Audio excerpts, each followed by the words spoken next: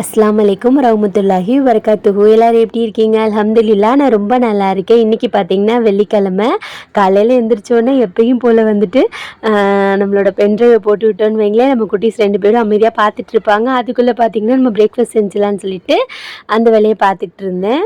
இன்றைக்கும் பார்த்திங்கன்னா நம்ம வீட்டில் உளுந்து களி தான். களி மாவு காலியாகிற வரைக்கும் உளுந்து களி, தோசை மாவு அதை வச்சு அப்படியே பிரேக்ஃபாஸ்ட்டாக முடிச்சிடுறது. அப்புறம் குட்டியும் பார்த்திங்கன்னா உளுந்து களி விருப்பப்பட்டு சாப்பிட்றாங்களா, சரி அதே செஞ்சுருவோம் அப்படின்னு அம்மாவுக்கும் ரொம்ப பிடிக்கும். அவங்களுக்கு பிடிச்சதே செஞ்சு கொடுத்துடலான்னு சொல்லிட்டு இங்கிட்ட செஞ்சுட்டு இருந்தேன். மேடம் 2 பேரும் எப்படி காலையில் எழுந்திரிச்சோடனே அப்புறம் குட்டி அத்தா போடுமான்னு சொல்லிடுவாளா, அதனால் அவளுக்கு போட்டு விட்டோன்னு வைங்களேன், அவள் பாட்டுக்கு இருப்பா. இல்லைன்னு வைங்களேன் நம்மளை ஒரு வேலை செய்ய விட மாட்டா. இன்றைக்கி வேறு வெள்ளிக்கிழமையா, இன்றைக்கி வந்துட்டு கொஞ்சம் ஸ்பெஷலாக தான் குக் பண்ணுவோம்ல, அதுக்காக ரெடி பண்ணணும். ஊருக்கு போக வேண்டிய வேலை இருக்குல்ல, அதனால் கொஞ்சம் திங்ஸ் எல்லாம் வாங்கணும். அந்த மாதிரி பல வேலைகள் இருக்குது.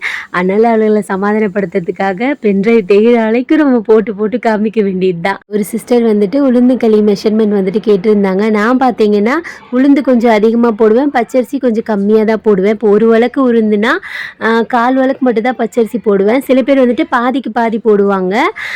எனக்கு உளுந்தோட இது இருக்கு கொஞ்சம் அதிகமாக இருக்கட்டும்னு சொல்லிட்டு நான் உளுந்து வந்துட்டு அதிகமாக போட்டுட்டு பச்சரிசியை கொஞ்சம் கம்மி பண்ணிக்கிடுவேன். நீங்கள் உங்களுக்கு வேணும்னா இப்போ ஒரு வழக்கு உளுந்து எடுக்கிறீங்கன்னா 1/2 வழக்கு பச்சரிசி எடுத்துக்கிட்டிங்கன்னா கரெக்டாக இருக்கும். அது ஒவ்வொருத்தவங்களோட டேஸ்ட் பொறுத்து. உளுந்தோட ஃப்ளேவர் அதிகமாக வேணும்னா நீங்கள் அரிசியை கம்மி பண்ணிவிட்டு உளுந்தை வந்துட்டு அதிகமாக்கிக்கலாம். ஆனால் ரொம்பவே நல்லது. இடுப்பு வலிலாம் வரும்ல, பொம்பளை பசங்க இருந்தாங்கன்னா கண்டிப்பாக வந்துட்டு நீங்கள் உளுந்து களி வந்துட்டு உளுந்தோட குவான்டிட்டி கொஞ்சம் அதிகப்படுத்தி கொடுத்தீங்கனாலே கொஞ்சம் நல்லாயிருக்கும். சாப்பிடும்போது லைட்டாக அந்த வலுவலுப்பு தன்மை இருக்க தான் செய்யும். ஆனால் அதுதான் பார்த்தீங்கன்னா ரொம்பவே ஹெல்தி. அப்போல்லாம் எங்கள் அம்மா செஞ்சு கொடுப்பாங்க, எனக்கு அவ்வளோ பிடிக்காது, நான் சாப்பிட்டதும் கிடையாது. இப்போ வந்துட்டு நாங்கள் அப்பப்போ சாப்பிட்டுக்கிறோம். அஃப்ரீன் அம்மாவுக்கு மாஷாலா வந்துட்டு ரொம்ப பிடிச்சிருக்கு, அதனால் பிரச்சனை கிடையாது. நாங்கள் 3 பேரும் பிரேக்ஃபாஸ்ட்டை முடிச்சுட்டு ரொம்ப நாள் ஆச்சு கத்திரிக்காய் சட்னி செஞ்சு, சரி இன்றைக்கி செய்வோன்னு சொல்லிட்டு செஞ்சுட்டு இருந்தேன். நம்ம வீட்டில் நான் எப்படி செய்வேன்னு சொல்லிட்டு சட்டுன்னு ஒரு ரெசிபி பார்த்துடலாம். கடாய் காஞ்சதுக்கப்புறமா கொஞ்சமாக கடுகு உளுந்து கொஞ்சோண்டு மிளகு போட்டுக்கிட்டேன். ஒரு பெரிய வெங்காயம் கட் பண்ணி போட்டிருக்கேன். இன்றைக்கி பார்த்திங்கன்னா நான் 200 கிராம் கத்திரிக்காய் எடுத்திருக்கேன். அவ்வளோதான், நம்ம ஃபேமிலிக்கு பார்த்திங்கன்னா அவ்வளோ போதும். நீங்கள் வந்துட்டு அதிகமாக செய்கிறீங்கன்னா கொஞ்சம் குவான்டிட்டி தக்காளி வெங்காயம் வந்துட்டு கொஞ்சம் அதிகப்படுத்திக்கணும். வெங்காயம் வந்துட்டு கண்ணாடி மாதிரி இருக்கும்ல, அந்தளவுக்கு உட்கார்ந்ததுக்கப்புறமா லைட்டாக இஞ்சி பூண்டு பேஸ்ட் போட்டுக்கிறலாம், கொஞ்சம் நல்லாயிருக்கும். அதனால தான் ஒரு பெரிய தக்காளி கட் பண்ணி போட்டிருக்கேன். இப்போ வந்துட்டு நல்லா வதங்கட்டும். அதுக்குள்ளே வந்துட்டு கத்திரிக்காய் வந்துட்டு இந்த மாதிரி கட் பண்ணி வச்சுருக்கேன். உங்களுக்கு எந்த சைஸில் வேணால் கட் பண்ணிக்கலாம். நான் பார்த்திங்கன்னா குட்டி குட்டியாக இந்த மாதிரி நீல வாக்கில் கட் பண்ணி வச்சுருக்கேன். நீங்கள் வந்துட்டு முழுசாக வந்துட்டு கட் பண்ணிட்டு நடுவில் கீறிக்கிட்டாலும் பரவாயில்ல. வேகும் போது பார்த்திங்கன்னா மசிஞ்சு வந்துடும், அவ்வளோதான். நான் வந்துட்டு இது மாதிரி குட்டி குட்டியாக கட் பண்ணோம்னா சீக்கிரம் குக் ஆயிருமா, டைமு கொஞ்சம் சேவ் ஆகும்ல, அதனால தான். அப்போ கொஞ்சமாக மஞ்சள் பொடி, கொஞ்சம் மிளகா பொடி போட்டுட்டு நல்லா எண்ணெயிலே வதக்கி விட்டுடலாம். நான் பார்த்திங்கன்னா இப்படி தான் செய்வேன், டேஸ்ட் ரொம்பவே நல்லாயிருக்கும். இன்றைக்கி நம்ம வீட்டில் வந்துட்டு எள்ளு இல்லை, வேர்க்கடலை மட்டும்தான் இருந்துச்சு. உங்கள் வீட்டில் எள்ளு இருந்துச்சுன்னா எள்ளு கூட நீங்கள் வந்துட்டு யூஸ் பண்ணிக்கிறலாம். நான் என்ன சொல்கிறது, சட்டுன்னு மறந்துடுச்சு. இப்போ வந்துட்டு ஃபஸ்ட்டு கத்திரிக்காய் வந்துட்டு வேக வச்சிடலாம். கொஞ்சமாக தண்ணி ஊற்றிட்டு மூடி போட்டு மூடி வச்சிடலாம். நல்லா மசிஞ்சு வரட்டும். வந்ததுக்கப்புறமா தான் நம்ம வேர்க்கடலை அரைச்சி ஊற்றணும். இன்றைக்கி பார்த்தீங்கன்னா ஃபஸ்ட்டே சொன்ன மாதிரி நம்ம வீட்டில் வந்துட்டு எள்ளு இல்லை, வேர்க்கடலையை மட்டும் நல்லா தண்ணி ஊற்றி பேஸ்ட்டாக அரைச்சி வச்சுருக்கேன். நான் எடுத்துருக்கிறது பார்த்திங்கன்னா வறுத்த வேர்க்கடலை. கொஞ்சமாக பார்த்திங்கன்னா புளி எங்கிட்ட ஊற வச்சுருக்கேன். புளி பார்த்திங்கன்னா நம்ம டேஸ்ட் பண்ணிவிட்டு அதை தகுந்த மாதிரி ஊற்றிக்கலாம். ரொம்பவும் புளிப்பாக இருந்தாலும் நல்லா இருக்காது, ஒரு மாதிரி சுருக்குன்னு இருக்கும்ல, அந்த அளவுக்கு புளிப்பாக காரமாக இருந்துச்சுன்னா கத்திரிக்காய் சட்னி ரொம்பவே டேஸ்ட்டாக இருக்கும். நம்ம ஊற்றினோம்ல, அந்த தண்ணி நல்லா வற்றி வந்துருச்சு. அதுக்குள்ளே பார்த்திங்கன்னா நான் வேர்க்கடலையும் அரைச்சி வச்சுட்டேன். வேர்க்கடலை பார்த்திங்கன்னா நான் ஒரு கை அளவு எடுத்துக்கிட்டேன்.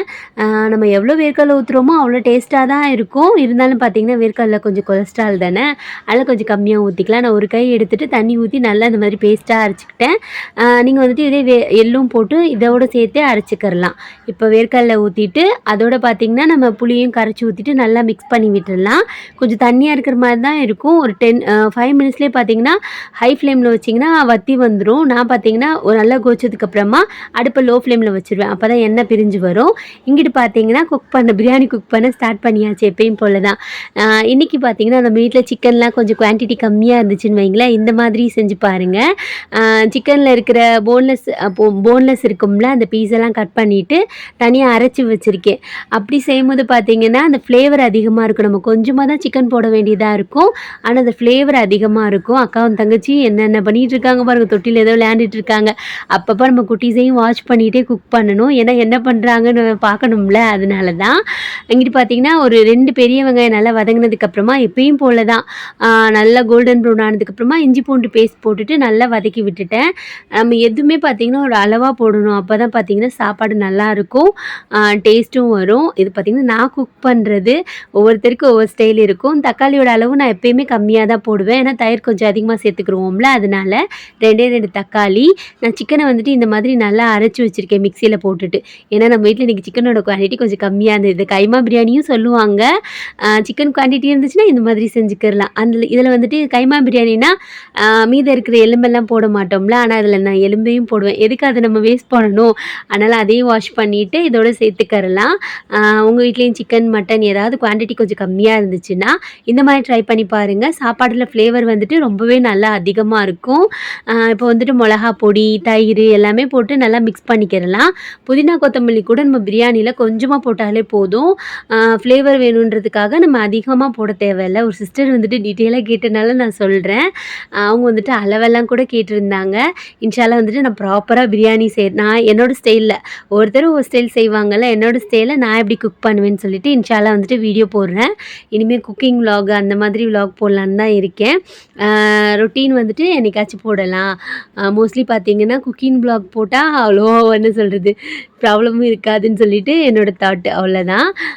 இங்கிட்டு பார்த்தீங்கன்னா, நல்லா சிக்கன் நல்லா சுருண்டு வந்துருச்சா, எண்ணெயெல்லாம் நல்லா பிரிஞ்சு வந்துருச்சா, இப்போ தேவையான அளவு தண்ணி அளந்து வச்சுக்கிறலாம். நேத்து பார்த்தீங்கன்னா, நான் படத்துக்கு போனேன்னு சொன்னதுக்கு நெறையா சிஸ்டர் வந்துட்டு சொன்னாங்க, "இனிமே போகாதீங்க சிஸ்டர்" அப்படின்னு சொல்லிட்டு சொன்னாங்க.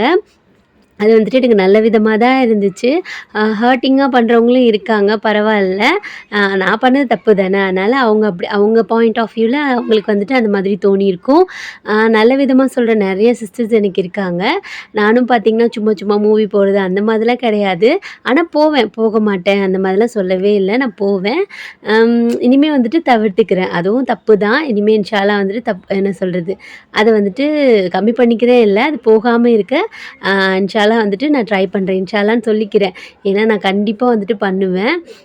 பண்ணிட்டு பண்ணிட்டு தானே நம்ம வந்துட்டு எதையுமே சொல்ல முடியும். அந்த மாதிரி தான்.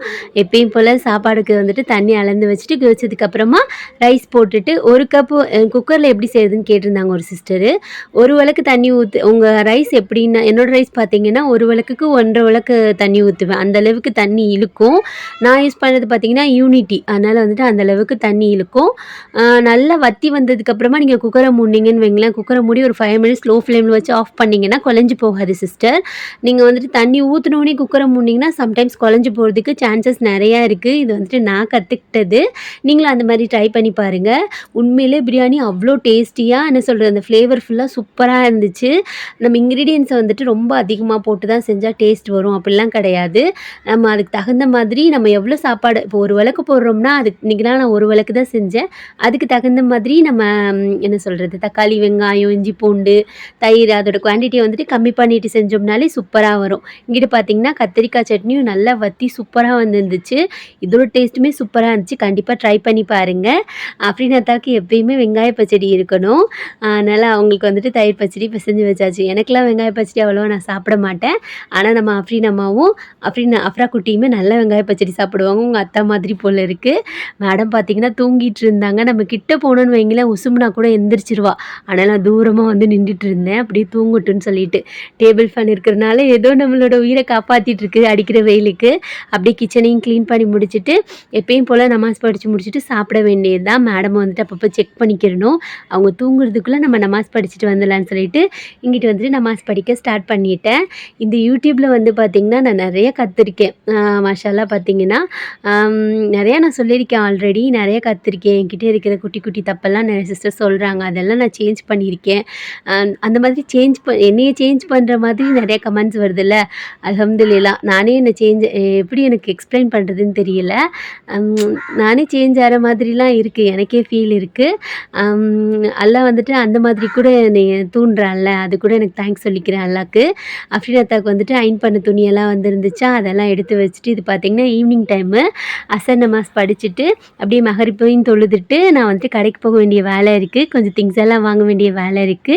நம்ம வீட்டு குட்டீஸ் இருக்காங்கல்ல, என் ஹஸ்பண்டோட தங்கச்சி பசங்கள்லாம் இருக்காங்க. அவங்களுக்கு கொஞ்சம் திங்ஸ் எல்லாம் வாங்க வேண்டியது இருக்குது. ஊருக்கு போனாலே அது ஒரு ஆசை, ஆர்வம் தானே. நம்ம மாமா, மாமி என்ன வாங்கிட்டு வந்திருக்காங்க, அந்த மாதிரி தான் நம்மளும் சின்ன பிள்ளையில இருந்திருப்போம்ல. அதனால வந்துட்டு என்னால் முடிஞ்சது நான் வந்துட்டு வாங்கிட்டு போவேன் எப்பயுமே. அதுக்காக ரெடி ஆயாச்சு. இன்னைக்கு வீடியோ அவ்வளோதான்.